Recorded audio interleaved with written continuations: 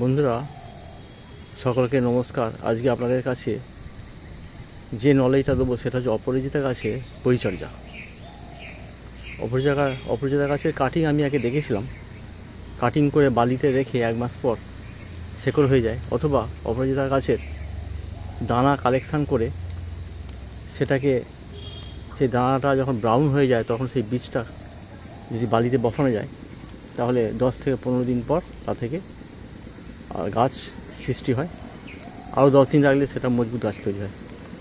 তো এর পটিং করার জন্য অপরাজিতা গাছের কাটিং করার পর যে পটিং করি আমরা, সেই পটিংয়ের ব্যাপারে একটু নলেজ দেবো।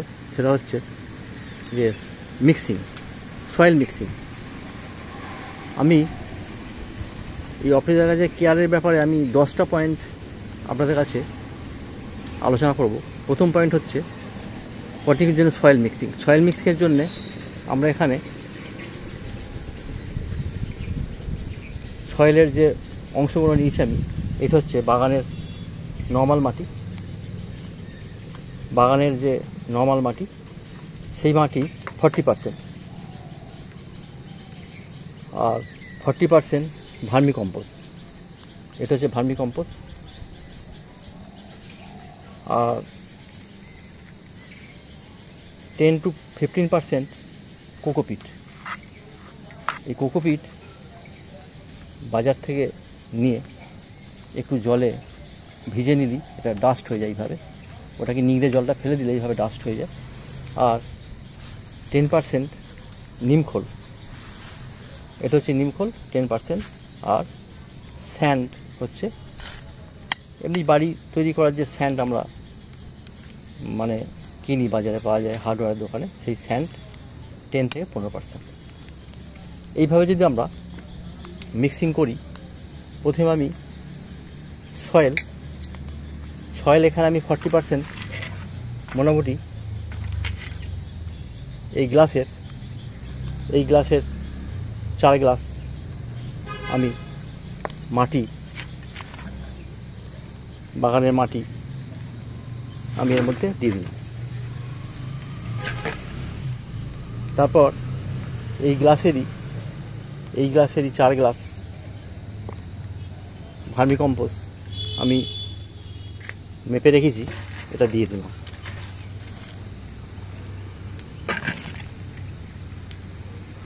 এক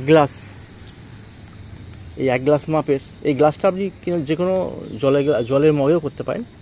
আমি মোটামুটি 1-2 টব, 8-10 ইঞ্চি টব অথবা এরকম পলিপ্যাগে আমি যে গাছ লাগাবো তার জন্য এই মাটি মোটামুটি মিক্সিং করে নিচ্ছি। যদি আপনি বেশি গাছ লাগান সেক্ষেত্রে আপনি বড় মগ বা বড় কোনো কিছু দিয়ে মাপবেন। এটা বালি ড্রেনেজ পয়েন্টটা ভালো থাকার জন্য বালি দিলাম। আর নিমখোল, এই নিমখোলটা মোটামুটি 1 গ্লাসে আমি মেপে নিচ্ছি। এক গ্লাস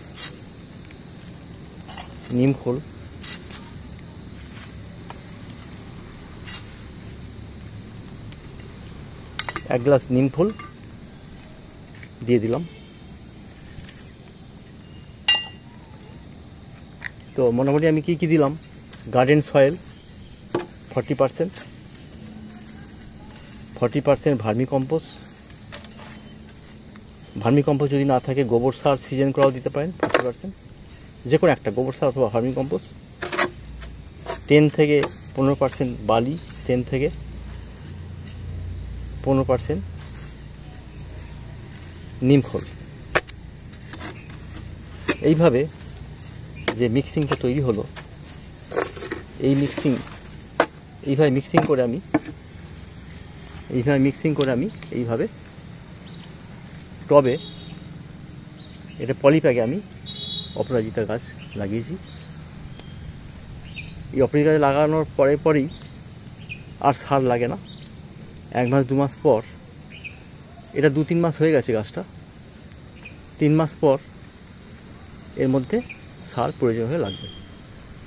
এই গাছটা সাধারণত লতা আকারের হয়। সয়েল মিক্সিংয়ের পর 2 নম্বর বলবো, এর কাটিং যে করেছিলাম বীজ থেকে, বীজ কালেকশান করে সেটা ব্রাউন আকারে যে বীজটা হয়ে যাবে, সেই বীজটা থেকে আমি দানা রেখে সেটা মাটিতে বা বালির মধ্যে রাখলে সেখান থেকে আমি রুট পেতে পারি, সেখান থেকে গাছ পেতে পারি, অথবা কাটিং করে বালির মধ্যে রাখলে সেখান থেকে আমি নতুন গাছ পেতে পারি। এগুলো আমি আগে দেখিয়েছি আমার ভিডিওতে, পুরনো ভিডিওতে পাবেন। এই গাছটা লতা আকারে হওয়ার জন্যে একটা সাপোর্ট দরকার হয়। 3 নম্বর হচ্ছে সিজন, কোন কোন সিজনে কীরকম গাছটাকে পরিচর্যা করা যাবে এবং টেম্পারেচার। মোটামুটি ফেব্রুয়ারি মার্চ মাস থেকে অক্টোবর পর্যন্ত এই সময় একটা নর্মাল টেম্পারেচার থাকে। এই গাছে ফুলও প্রচুর খেলে। তো কাটিং করার ক্ষেত্রে আমরা একবার ফেব্রুয়ারি মার্চে করতে পারি অথবা বর্ষায়। বীজ থেকেও গাছ, নতুন গাছ করার জন্য আমরা ফেব্রুয়ারি মার্চে করতে পারি অথবা বর্ষায়। সানলাইটের জন্যে 5 থেকে 6 ঘন্টা সানলাইট হলে খুব ভালো ফুল খেলে। আর ওয়েদারের ক্ষেত্রে খুব যখন গরম পড়ে, জুন মাস, মে মাসের লাস্ট বা জুন, সেক্ষেত্রে গাছটা একটু কম শেডের তলায় বা কম রোদ পড়ে এরকম জায়গায় রাখলে ভালো হয়। আর এই গাছের ফুলেরও 3-4 রকমের পাওয়া যায়। এটা আমি দেখেছি ব্লু রঙের, এর সাদাও পাওয়া যায়, নার্সারিতেও পেতে পারেন, কিন্তু পিঙ্ক কালারটা খুব দেখা যায় না, কখনো খোঁজ করলে পাওয়া যায়। হালকা লাল কালারেরও যে আছে সেটাও আমার কাছে নেই, সেটা পাওয়া যেতে পারে খোঁজ করলে। তবে সাধারণত লালটা তো খুবই রেয়ার, পিঙ্ক কালারটাও রেয়ার, মোটামুটি সাদা আর এই নীল, এই দুটি বেশি পাওয়া যায়। এখানে যে গাছটা ফুল হয়েছে এটা থোবা আকারে, মানে ডবল লিফ। এর একটা সিঙ্গেল আছে, একটা ডবল আছে, এটা ডবলটা খুব দেখতে ভালো লাগে। আর 6 নম্বর হচ্ছে প্রুনিংয়ের ক্ষেত্রে কাটাই ছাটাই এর খুব একটা প্রয়োজন হয় না। যদি আপনার জায়গা কম থাকে তাহলে 6 ফুট 7 ফুট যখন হাইট হয়ে যায় তার ডগগুলো কেটে দিতে পারেন, তাহলে ওটা খুব বেশি বাড়বে না। আর সিড তো এর যখন হয় তখন কালেকশান করতে পারি, ব্রাউন রঙের হয়ে গেলে কালেকশান করতে পারি। ওয়াটারিংয়ের ক্ষেত্রে অল্প ভিজে থাকলে জল দেওয়ার প্রয়োজন নেই, হালকা স্যাঁতস্যাঁতে হয়ে গেলে অল্প জল দিলে গাছটা নর্মাল গ্রোথ হয়। ফার্টিলাইজারের জন্যে এর বিশেষ ফার্টিলাইজার লাগে না। ফার্টিলাইজারের ক্ষেত্রে যে সার আমরা ব্যবহার করি সেটা হচ্ছে সরষে খোল গুঁড়ো।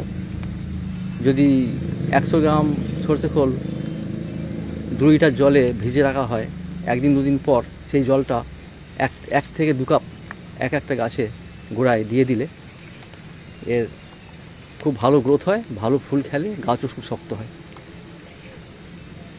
আর পেস্ট ক্ষেত্রে এর নিম অয়েল 1 মাস পর নিম অয়েল 3 ml 1 লিটার জলে গুলে স্প্রে করলে গাছের গ্রোথ ভালো হয়, গাছের রং ভালো হয়, গাছের গ্লেজ হয় এবং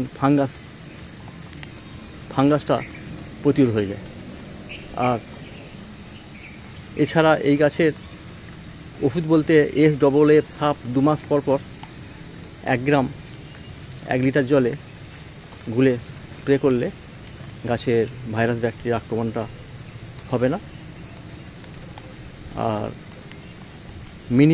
মিলিবাগ তো এই গাছে হয় না, তবে মিলিবাগ সাদা যেটা হয় সেটা যদি দেখা যায় কখনো, তাহলে একতারা একটা পাওয়া যায় ওষুধ, একতারা, সেটা 1 গ্রাম 1 লিটার জলে গুলে স্প্রে করলে আর মিলিবাগ প্রতিরোধ করা যায়। রিপোর্টিংয়ের জন্য এই গাছের খুব বেশি প্রয়োজন হয় না। 1-1.5 বছর পর রিপোর্টিং 10 থেকে 12 ইঞ্চি টবে করলে ভালো, যেখানে আপনার রিপোর্টিং করার সুবিধা হয়। সাধারণত এটা ফেন্সিংয়ে থাকলে বা কোনো স্ট্রাকচারের উপর যদি এটা উঠে যায় তাহলে তখন আর রিপোর্টিং করা সম্ভব নয়। সম্ভব হলে 12 ইঞ্চি টবে রিপোর্টিং করতে পারেন, তাও 1-1.5 বছর পর, এছাড়া রিপোর্টিং প্রয়োজন হয় না। এই সব পয়েন্টগুলো আমার নলেজ ছিল যেটা আপনাদের সাথে শেয়ার করলাম। যদি ভালো লাগে অবশ্যই শেয়ার করবেন, লাইক করবেন, সাবস্ক্রাইব অবশ্যই করবেন। আপনাদের সাবস্ক্রাইব আমার পরবর্তী ভিডিওতে নলেজেবল ভিডিও তৈরি করতে আমার অনেক হেল্প করবে। ভালো থাকবেন। Thank you.